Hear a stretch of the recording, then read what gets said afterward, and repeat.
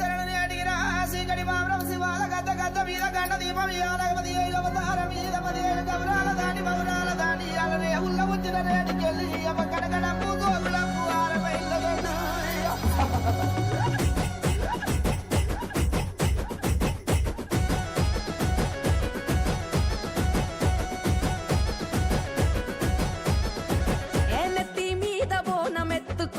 పల్లె నిండొక్క పొద్దు బట్టి నిన్ను చేరదు తల్లే.